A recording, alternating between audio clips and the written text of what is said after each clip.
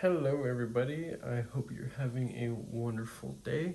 I wanted to share with you guys my overall experience with Sitivien knives. It's a knife brand that I recently learned about and it's really impressing me. There are three models. I know they got a bunch of other ones, but these were the three that I decided to pick up. I did not get these for free, did pay full price, but it wasn't the biggest pill to swallow because each of these knives floats around $30. These are full-size knives, and at least these three, they're very similar shape, but this is the aesthetic that I do like. I guess you can go ahead and take a look at Amazon and see some of the other interesting designs and color schemes they got going on. They do have some questionable blade shapes, but at least they don't do anything tactical like serrations. Most people are over that for the most part. As useful as serrations are, I think a well-maintained straight edge is definitely a little bit more useful. So, and more aesthetically pleasing, less maintenance.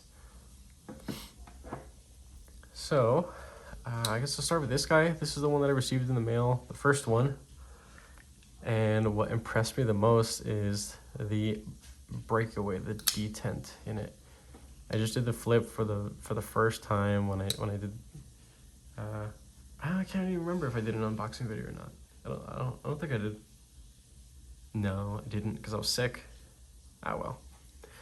But anyway, I remember that it has softened up a little bit and broken in rather well. These have all also been recently cleaned and lubricated and tuned to my specifics with still keeping solidness and rigidity of the blade, keeping safety in mind that this thing's not going to fall apart on me one day.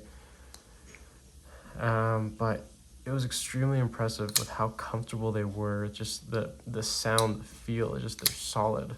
The action, I knew that there were definitely some bearings in there. Couldn't tell at first if they were ceramic or steel. Honestly, I wouldn't be able to tell. This is great. And just as you guys are seeing with the slight bit of encouragement, this is how it was the first day. Maybe it was a little bit softer and a little bit more, drop shutty because Sitivien just greased the hell out of their knives. I don't know why. When I took them apart, like everything was just glued together with grease. But it was an easy cleanup. You just drown these guys in WD-40 and then wiped everything off, let them dry, and slapped it back together. Extremely easy to take apart, well machined screws and threads, and just everything is just so impressive about these ones. And I know I only have 3 of the many models that they have, but I think this is a pretty healthy sampling of what Sitivien Knives is capable of, and it's a brand that I do highly recommend. I guess just to let you guys know which models these ones are, if you think any of them are interested. This is the ST124. This is a axis lock and kind of Persianish blade shape. Their take on the axis lock, in my opinion, is actually better than what Benchmade has done.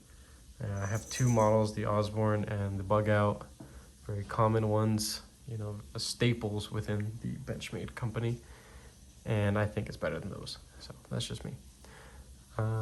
This guy over here, this is the 119.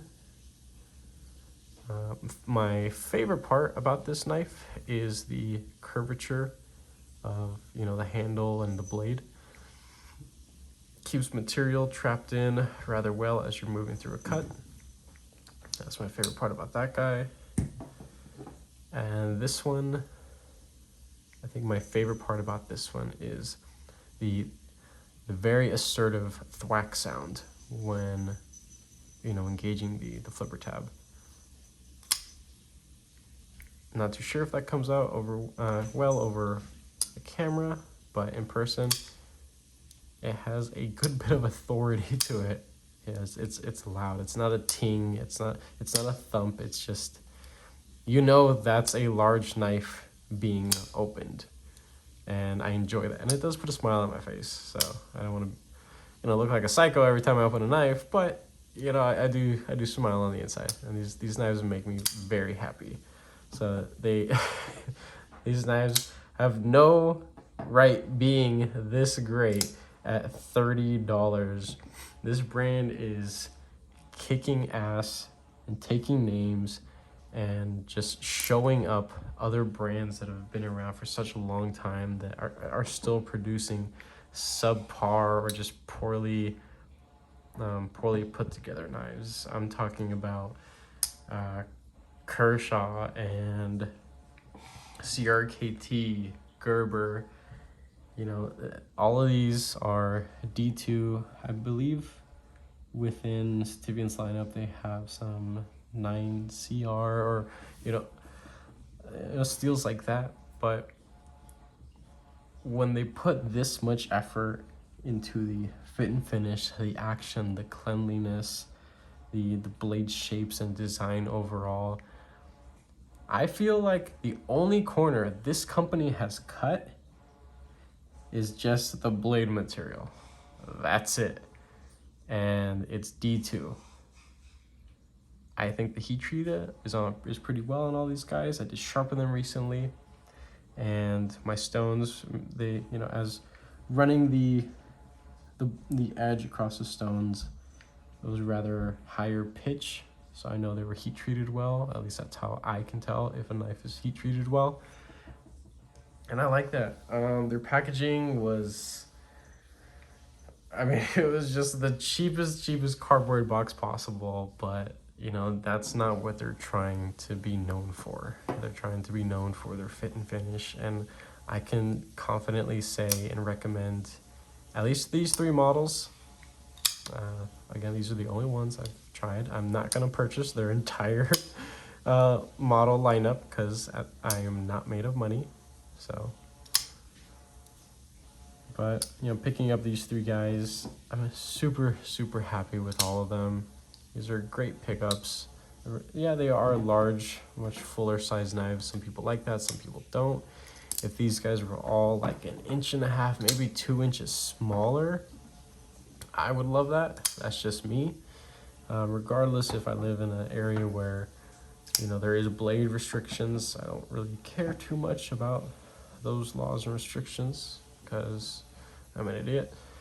But at least in my place of work, there aren't really pocket police. So all I do all day is just cut open boxes in plastic and real simple stuff like that.